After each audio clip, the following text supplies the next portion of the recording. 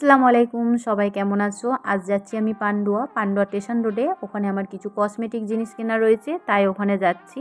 কারণ কিছু কেনার থাকলে এখানে তো সেরমভাবে পাওয়া যায় না। এটা হচ্ছে পান্ডুয়া স্টেশন রোডে বাডিহাটার মোড়ে হচ্ছে আপনজন লজ। এখানে সব রকম অনুষ্ঠান হয়। এই যে যাচ্ছি আমি স্টেশন রোডে। এখানে এত ভিড় থাকে, এক সময় এই রোডে বাস চলতো, কিন্তু এখন টোটো অটো এত হয়ে গেছে, এই রোডে বাস তো আসেই না, কারণ বাস স্ট্যান্ডটাই নেই গো।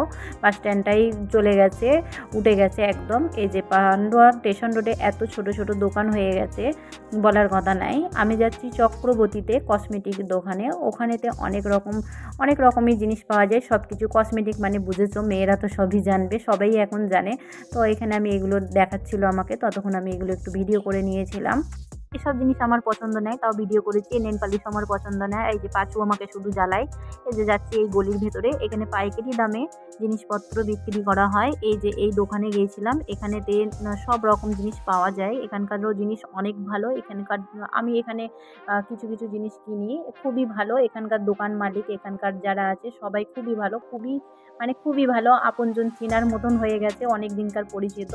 তো এখানে দেখছিলাম আমি কাপ্তান, আমার মেয়েরও কিছু জিনিস পছন্দ হয়ে গেছে। আমি যেখানে যাই নিতে যাই, কিন্তু আমার মেয়ে সেখানে একটা দুটো নিয়েই নেয়। এই দেখো এই নাইটিটা দেখছিলাম, কাপ্তানটা, এটা আমার ভালো লেগেছিল, কিন্তু আমার মেয়ের নাকি কালারটা পছন্দ নেই। আমি একটু কালো, আমি পরলে আমাকে আরও কালো লাগবে, তাই বলছিল, তার জন্য আর নিইনি। আমার মেয়ের এটা পছন্দ হয়েছে।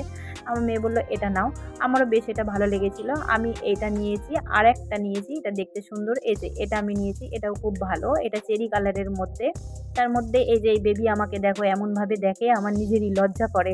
কেন যে বাচ্চারা আমাকে এমন করে দেখে, কাছে গেলে আবার আমার কোলে চলে আসে। আমারও খুব ভালো লাগে, কারণ আমিও বাচ্চাদেরকে অনেক পছন্দ করি। ও একভাবে আমাকেই শুধু দেখছিল। তারপর চলে এলাম কাউন্টারে, দাদা বিল করে দিল এখানে।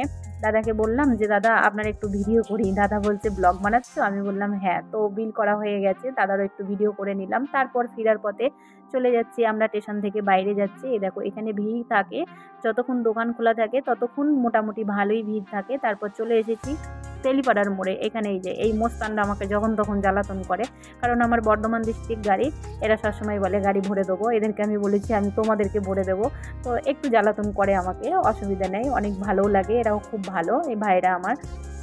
তারপর আমি যাচ্ছি এখানে মিষ্টির দোকানে, কিছু মিষ্টি নেব বলে, কিছু বলতে আমার মেয়ে কিছু খাবে বলছিল মিষ্টি, তো ওর জন্য আমি একটা মিষ্টি নিয়ে নিলাম।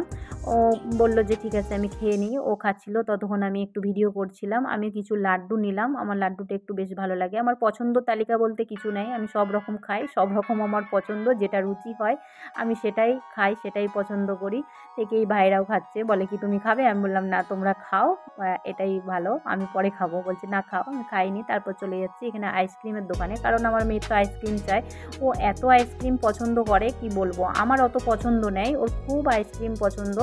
তো আমি বললাম ঠিক আছে আইসক্রিম নাও, তোমার যেটা পছন্দ। ওই বাইরে ওর পছন্দ হলো না, এই বক্সে ও চলে যাচ্ছে একবারে ভেতরেতে গিয়ে, ও নিজের মতন পছন্দ করে নিয়েছে। তো আমি বললাম ঠিক আছে তুমি যাও, আমি যাচ্ছি। ততক্ষণ এই দাদা বললে কি আমাকে একটু কিছু দাও। আমি দাদাকে একটা কেক বললাম যা হবে যেটা দেখাও নাও, দিয়ে দাদা এই ভাই সামনের ভাই ওনাকে দিচ্ছিল। ততক্ষণে আমার মেয়ে তো আমার মেয়ে নেয়, আমার মেয়ে ভেতরে চলে গেছে আইসক্রিম স্টলের ভেতরে গিয়ে, ও আইসক্রিম পছন্দ করছে, কারণ ওর তো বাইরের পছন্দ হবে না, স্টলের এখানে ভেতরে ওর একটু সবসময় ভালো ভালো জিনিসই পছন্দ করে। মানে এইভাবে আইসক্রিম তো একদমই ব্যাপারটা অন্যরকম। তো দেখো একটা নেবে না ও, কারণ দুটো নেবে। ও কোনো সময় একটা আইসক্রিম খাবে না, ও দুটোই নেবে। এখানে ভিডিও করছিলাম, এই দাদা উপর থেকে হাত দেখাচ্ছিল, আমি সঙ্গে সঙ্গে ভিডিওটা ঘুরিয়ে নিয়েছিলাম। এই দেখো দুটো নিয়েছে, ও কোনো সময় একটা আইসক্রিম নেয় না। এই যে এবার বাড়ির পথে দেখো অন্ধকার, সামনে একটা লরি যাচ্ছিল, অনেক ধুলো উড়াচ্ছিল, ও বেচারির দোষ নেই, রাস্তা এমনই চলছিল, অনেকটা অন্ধকার। এই যে বাড়ি চলে এসেছি, এগুলো সব আমি নিয়েছি। কেমন হয়েছে বলো তোমরা সবাই।